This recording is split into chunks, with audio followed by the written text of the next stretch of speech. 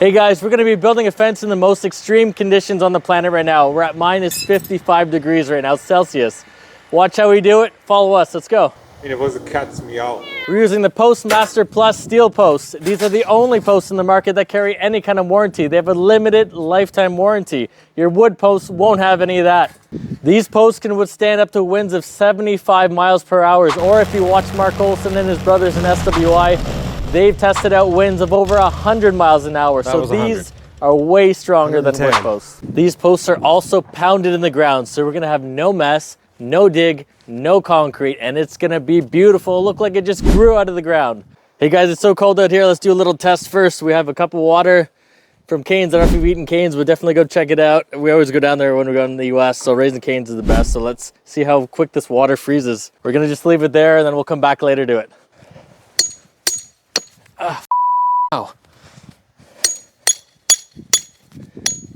This ground is frozen. Okay. Let's put our string line up. All right, so we use a string line every time we set up a line on our fence. You know, there's a string line gang and there's guys that don't use string, but I like to use a string. Another topic we're gonna get into is what color spray paint. A lot of people say you should use orange, it's fluorescent, you can see it on the ground, but in this case, we're not gonna use it. We usually have orange, that's telecommunication. I can't speak, I'm cold. So we're not gonna be using red. Red is usually electricity, not blue. Blue is potable water. Orange is usually telecommunication, and then yellow is gas line. So I think the best color is actually white. This is the color we're gonna use today. It's usually for excavation, so I think that'll show up the best on this ground here. Yeah, oh yeah, that works well. So let's do 8 foot on center. I think that showed up best. What do you guys think? Do you think I should have used it orange or white? All right, let's go check up on that cup of water. It's been about 5 minutes to see how it's doing. It's frozen, look at that, it's completely frozen. Oh my God, let's go inside, it's too cold. All right, to pound these posts in, we're using a post pounder. It's a gas powered one. We're gonna be switching over to the US hammer. It has 2 foot extension, so you won't see me jumping on the ladder anymore. And it also has an adapter for the PostMaster, so we're gonna use those. So everybody at US Hammer, if you're watching this, I can use a post pounder, sponsor me. Let's go. So when pounding the posts, always use head protection. You don't wanna lose your hearing, so definitely recommend this.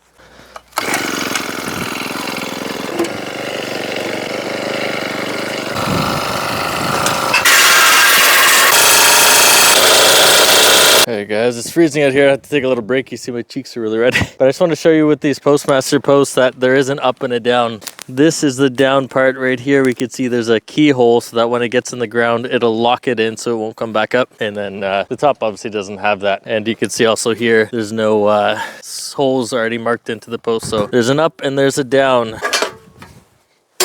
Just making a video. It's just just showing how we build our fence with these PostMaster posts. I don't know if you've seen these before. Yeah, this is a post pounder, so we pound it into the ground and then we put our 2x4 rails on it and then pickets on top. So these ones won't rust at all. They have a limited lifetime warranty on them. It's an amazing fence and showing that we can still build fence in the winter. There's so much interesting shit on YouTube. All right, so we already set the post. We ripped down the 2x4. We're gonna use it on the outside of this post. Obviously, if we're gonna be building a fortress style, we wouldn't use this. This would be for more of a horizontal fence, but we're putting this to now so we kind of close off this little gap so you won't see the outside of the post. And we're gonna use some screws on the back. I'll show you how you do that. So I know you guys might think these posts are ugly. These things will never hold. And you can see there is some flex with them. But if you notice skyscrapers, when they're in the sky and the wind is coming in, they sway side to side, but they always stay solid. With the wood post, it's solid, and then once the wind gives, it's gonna snap it off. So with these ones, rust proof, they have a limited lifetime warranty, so these things will never fail. The only failing point, there is none. This is a great option. They have holes pre-drilled throughout the whole flanges of this post. So if you guys are interested in this, let me know and I'll show you how we put it together. So we're gonna go ahead and put in some screws into the back here. We usually put about 4. That way it'll hold nicely. Now we're gonna just set our top post here. So we cut it to fit in between both posts. What we do is just kind of bring it up to the top, level it off. So doing it one person's a little harder, but it can be done. Now that we have our rails set, we're gonna just screw on our top cap. This one we're using a 2x6. We're just gonna leave it a little bit overhang on either side.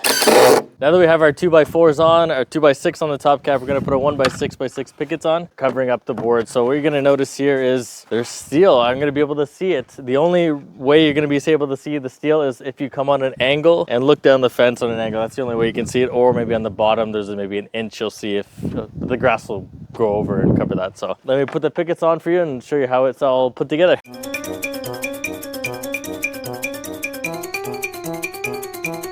Now that the pickets are magically onto the fence, let's put up the picket board that'll cover posts. So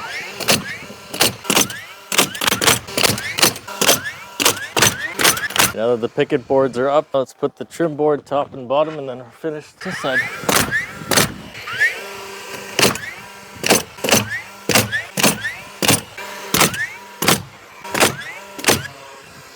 All right, we're back, guys. Fence is built, and now we're gonna stain it with Expert Stain and Seal. It's an oil-based stain, penetrates deep into the wood. It's never gonna crack, it's never gonna peel. It won't do any of that on you, like a water-based stain will. So if you come with me, first thing you wanna do is just buy one of these cheap moisture meters. And we're gonna check out the moisture content in the wood. So there's little 2 prongs on there. What you wanna do is just put them into the wood, and you're gonna check the content is 15% right now, 14%. So you usually wanna kind of go around the fence and check the wood, see what the moisture content is for that. And then if it's under 15, we're usually good to go. So what we usually recommend is 15% or below. So we're gonna stain this now with the Chestnut Expert Stain and Seal. Come on.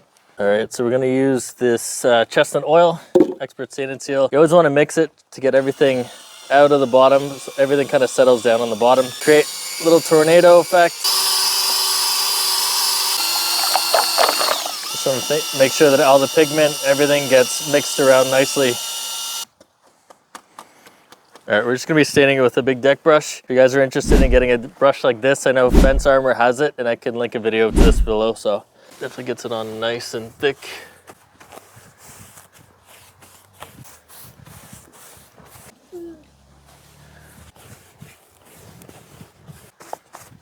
So the good thing with this stain too is that you can literally apply a bunch of it. It's gonna self-level, penetrate deep into the wood, which is nice. So it's so easy.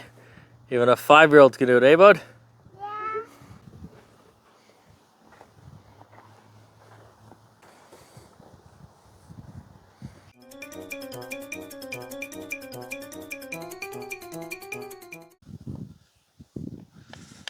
All right, and that does it for the fence. So you can see it's stained with Expert Stain and Seal, oil-based stain. It's a -10 Celsius, so you can use this stain any time of the year.